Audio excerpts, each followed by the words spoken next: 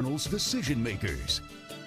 Welcome back to State Journal's Decision Makers. And remember, if you want to see this show or many of our old shows, all you have to do is go to statejournal.com or the website of your favorite West Virginia media station and click on the Decision Makers tab. Well, there's a national conversation going on about gun rights, and joining us today, Keith Morgan with the West Virginia Citizens Defense League. Keith, you live here in Charleston, and thanks so much for being with us. Glad to be here. Well, Keith, America is really just in the beginning stages of a long overdue debate and conversation about the place of guns in our society. You're with the West Virginia Citizens Defense League. Tell me what it is you all stand for. What are you all trying to get done? Well, we support firearms ownership and carrying of firearms for self-defense, lawful recreational shooting, and hunting. I have to take issue with the immediate premise that we've started out with, that it's a long overdue discussion.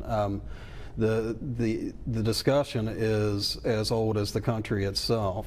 The framers set everything up and settled that discussion pretty well with the wording and language of the Second Amendment, and just recently in the Heller and McDonald cases, the Supreme Court held that it is an indivial right to keep and bear arms. We'll start out with... The discussion is settled. No, it is not settled, and this country has not had a rational debate, because people start like, oh, well, we got to have guns. I'm glad you used the term rational. So, but let's talk. You can't tell me that AK-47s and some of these high action military with big clips, that's not what our founders had in mind. Well, wait a minute. Why would we? I'm going to stop you right there. All right. Okay, I want you to go and read Federalist Papers number 46, where Madison, a Federalist, a proponent of a powerful central government, lays out the purpose for the Second Amendment. And his intent was that the citizenry be equally armed as a standing army. So should we be able to have nuclear bombs? Well, and you know, if you're going to talk about nuclear weapons and ridiculous arguments like that, we can terminate the interview, because that's I thought you said rational. You said rational, right? Right, but you just said nuclear weapons and but your comment was that the intent of the papers was that everybody be equal to the government. But the truth of the matter is the modern infantry soldier. But that's not possible today. It's not possible that we can compete with this giant military machine. And what's interesting, I'm not advocating that we should try.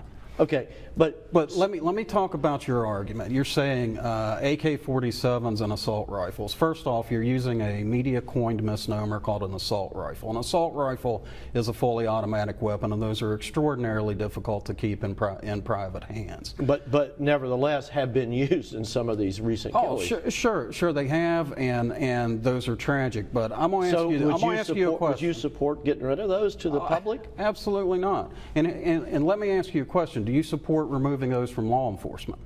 Now, the Kanawha County Sheriff's Department, West Virginia State Police are running around out here with AR-15s and 30-round magazines. Do you think they should have them? I do think they should have them. You do? Okay, well, they face the same threats we do. So why do you think they should have them and we should not? Because I believe that our police and our military are trained to defend us and to protect this country. I don't think that I want every guy up and down the block going out thinking that he is, Rambo, and he's going out to save the country. Okay. I mean, I just don't think that's the irrational part of this conversation. You are making an unfair and frankly offensive accusation that people who own rifles with 30-round magazines think they're Rambo. Because I can take you just up the street here and we can go talk to some MDs. They're pretty sure that they are not Rambo. They're citizens, they're professionals, they're doctors and lawyers, and yes, even people in the media who own these firearms. But what's the purpose? What's the purpose? The purpose is self-defense. That's the same purpose for law enforcement. Who is it you're defending yourself from? Who is it that law enforcement defends themselves from? No, there is a criminal element in our society. But do you disagree? Law enforcement has a responsibility to track down, capture, and in some cases defend. The citizens don't have that. There is a misconception in society. Law enforcement, and the Supreme Court has held multiple times that law enforcement has no duty to defend you. Well, I think you're up on a technicality. Law enforcement does, in fact. They have no duty to defend you. But the reality is they have no duty to protect you. The reality is they do. No, the reality is they do not. I'm sorry. I don't know where you're getting your information. Well, Mine comes from the Supreme real Court. life experience. Mine comes from the Supreme Court of the United States, thus the law of the land. You might notice on the police cars it says to protect. To defend and protect. Well, let me tell you, what it says on the side of the police car is at odds with what the Supreme Court of the United States. They have no duty to protect you. And anybody out there who believes they do, you better think again. So I mean, I want to get back to this. I don't understand what the need is for anybody, for a citizen, to have an AK-47, a grenade launcher, all of that kind of stuff. Why do you need that? Why are you talking about grenade launchers? Because that's a weapon. That's a gun. Wait a minute. The projectile it shoots is a grenade. It's a big bullet. But I want to understand why you're talking about grenade launchers. Did we have some attacks by grenade launchers in the United States while I wasn't looking? I'm talking about that when this Constitution. You're bringing up red herrings for the interest and for the purpose of eliciting an emotional response, and it's a little weak in my opinion. Well, I thought we were going to have a rational discussion here. Well, rational discussion is about we're dealing with the same threats. We face the same burglars, the same criminals, the same murderers that law enforcement do, and you would have us hamstrung by limited capacity magazines. And the reality is, you really want to cause a problem in this state, or in this country, you go ahead and you outlaw assault weapons, because the United States can't keep people, human beings, from crossing our southern border. Now, when you go and you create a market for machine guns, you can bet they're going to flow. We're going to have problems we don't now, because there will be fully automatic weapons in the streets. All right, Keith, if you could hang on for just a second, we need to take a quick break, and we'll come right back with more on Decision Makers. Journal's Decision Makers. Welcome back, State Journal's Decision Makers, continuing our conversation with Keith Morgan with the West Virginia Citizens Defense League, and an interesting conversation about the place of guns in our society.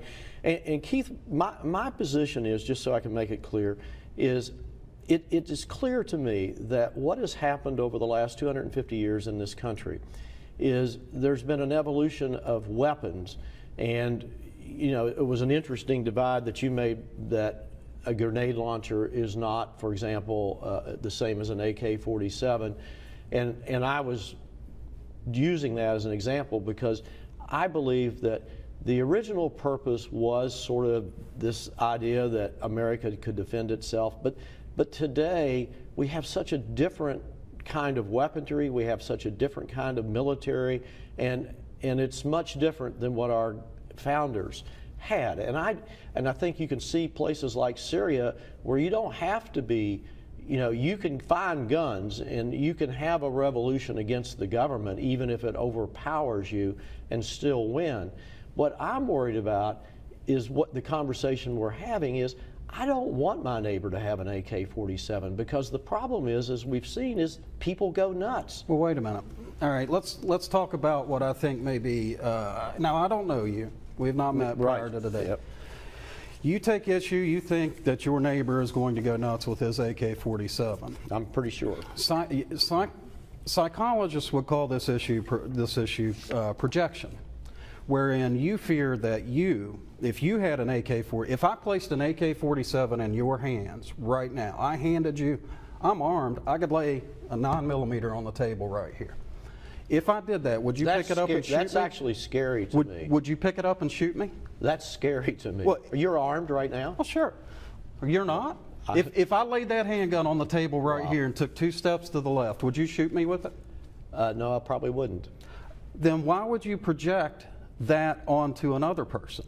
Well, I just... Is it that you feel that you're better than other people and therefore you won't go crazy, but they will? You were asking about an AK-47. You were asking about an AK-47. Well, you started out, your comment was an AK-47. If I laid an AK on the table, would you pick it up and shoot me with it?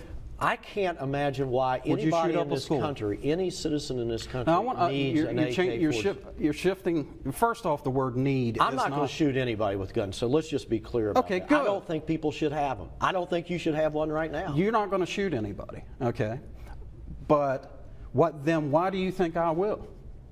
I don't know, but why? Wait, no. Why do you think that I'm going to shoot somebody because I'm armed? It's not so much at you, but I know there are a lot. Who is it? Let me finish. I think there's a lot of people in this country that are unstable, and I don't think they need to be carrying guns. I don't see in a society like this why in the world in everyday life should anybody have a gun? Well, anybody have a gun? Anybody. Have you been over there by Fife Street? No. Okay, then we are not speaking from. But if nobody had guns, I suspect there wouldn't be a problem. You used if nobody had guns, this is a pipe dream. You say that, and the thought is you think that because of a ban, magically, poof, guns are going to disappear. Well, let me tell you, it worked really well with methamphetamine. And let me be clear, I'm not for a gun ban, but I am for an assault gun ban because I don't think they have a place in our society. And I think we have proven, they are great self-defense weapons. How many people have to die?